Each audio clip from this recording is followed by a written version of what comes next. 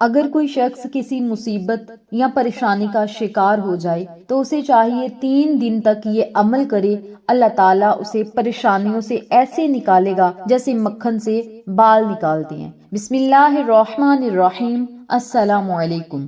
آج میں آپ کے ساتھ آخری جمعرات اور جمعۃ المبارک کے دن کا ایک ایسا عمل شیئر کروں گی، ایک ایسا وظیفہ شیئر کروں گی جسے پڑھتے ہی انشاءاللہ بفضل خدا 3 دنوں کے اندر اللہ تعالیٰ آپ کو پریشانیوں اور مشکلوں سے نکال دے گا۔ پہاڑ جتنی مشکل بھی ہوگی تو وہ ریزہ ریزہ ہو کر ختم ہو جائے گی، اور اللہ تعالیٰ کی مدد آپ کے ساتھ شامل حال ہوگی۔ اور جس بندے کے ساتھ اللہ تعالیٰ کی مدد شامل حال ہو، اس بندے کو کسی چیز کی کمی نہیں رہتی۔ اللہ تعالیٰ پھر اسے ہر وہ چیز، ہر وہ خوشی اور ہر وہ کامیابی عطا کرتا ہے جس کا وہ اللہ تعالیٰ سے سوال کرتا ہے، خواہش کرتا ہے، دعائیں کرتا ہے۔ اللہ تعالیٰ پھر اسے ہر اس نعمت سے نواز دیتا ہے جو بندہ رو کر اللہ سے مانگے یا ہنس کر اللہ سے مانگے، اللہ تعالیٰ اس بندے کو ضرور عطا کرتا ہے۔ اس عمل کو، اس وظیفے کو آپ ماہ رمضان المبارک کی ہر جمعرات اور جمعۃ المبارک کے دن پڑھ سکتے ہیں، بلکہ پورا سال جب آپ کو لگے کہ پریشانیوں نے، مشکلات نے، مصیبتوں نے ہمیں پکڑ لیا، اسی وقت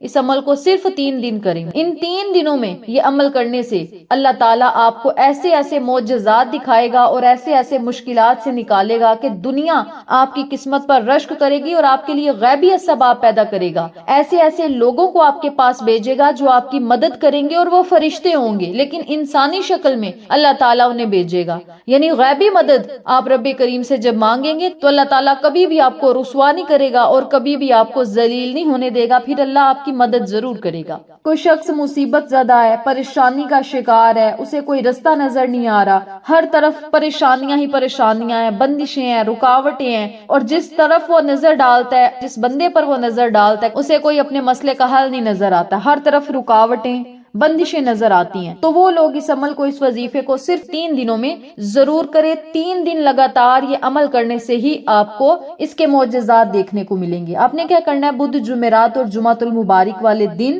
نماز فجر ادا کرنے کے بعد اور نماز عصر ادا کرنے کے بعد آپ نے یہ عمل کرنا ہے۔ ان 2 نمازوں کے بعد آپ نے اس عمل کو کرنا ہے، اسی جگہ بیٹھ کر، مصلی پر بیٹھ کر ہی آپ نے یہ وظیفہ کرنا ہے۔ سب سے پہلے آپ نے 11 مرتبہ درود ابراہیمی پڑھنا ہے۔ اب درود ابراہیمی جب آپ نے پڑھنا ہے تو اپنے مسئلے کو، حاجت کو، خواہش کو، پریشانی کو، مصیبت کو اپنے ذہن میں رکھنا ہے، اور نیت یہ کرنی ہے کہ ہم اس عمل کو مولا خاص الخاص تیری رضا کے لیے کرنے لگے ہیں اور تیری مدد پانے کے لیے کرنے لگے ہیں۔ ہمیں اپنی غیبی مدد عطا کرنا اور اس مسئلے کو جڑ سے ختم کرنا۔ نیت آپ نے یہ باندھ لینی ہے، 11 مرتبہ درود پاک پڑھنا ہے۔ درود پڑھنے کے بعد آپ نے 41 مرتبہ سورۃ فاتحہ پڑھنی ہے۔ جب 41 مرتبہ سورۃ فاتحہ پڑھ لیں تو پھر 33 مرتبہ یا حی یا قیوم برحمتی کا استغیث، یا حی یا قیوم برحمتی کا استغیث، ان کلمات کو 33 مرتبہ پڑھنا ہے۔ اب یاد رکھیے گا، یا حی یا قیوم،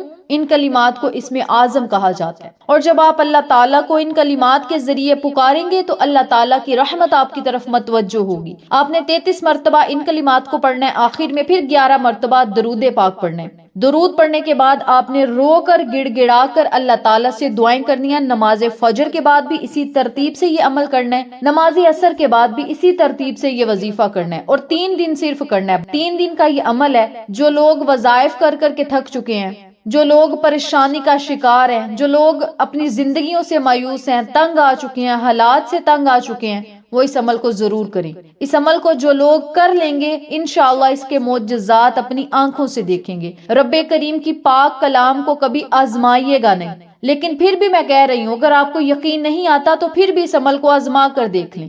یہ جس نے بھی عمل کیا اللہ تعالیٰ نے ان کی زندگیوں کو بدل دیا، اور یہ میرا خود کا آزمایا ہوا عمل ہے، تجربہ ہے یہ میری زندگی کے چند مہینوں کا۔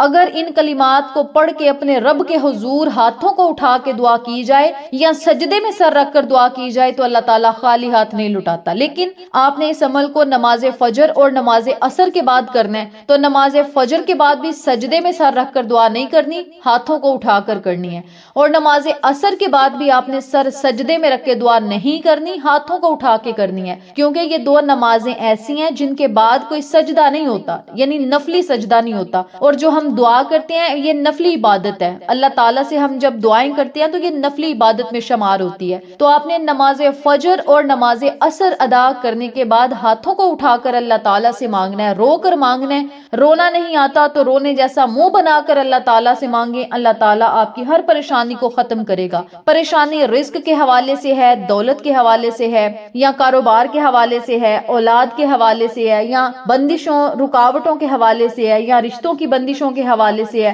یا آپ کے بچوں کے رشتے نہیں ہو رہے، یا بچے کامیاب نہیں ہو رہے، یا بیرون ملک بچوں نے جانا ہے لیکن کامیابی نہیں مل رہی، رکاوٹیں آ رہی ہیں، کوئی بھی مسئلہ ہے، کسی بھی قسم کا مسئلہ ہے، قرض نہیں اتر رہے یا قرض اتارنے کے لیے اسباب پیدا نہیں ہو رہے، مسئلہ کوئی بھی ہو سکتا ہے، آپ لاکھوں کروڑوں مسائل کو حل کروانے کے لیے، حاجتوں کو پورا کروانے کے لیے، دعاؤں کو مقبول کروانے کے لیے اور اپنے دل کی خواہشات کو پایا تکمیل تک پہنچانے کے لیے اور بلندیوں تک پہنچنے کے لیے اس عمل کو صرف ان 3 دنوں میں کر کے اپنے لیے دعائیں کریں یا اپنے پیاروں کے لیے دعائیں کریں، اور اپنی قسمت کو چمکتا ہوا اور نصیب کو 4 چاند لگتے ہوئے آپ خود اپنی آنکھوں سے دیکھیں گے انشاءاللہ۔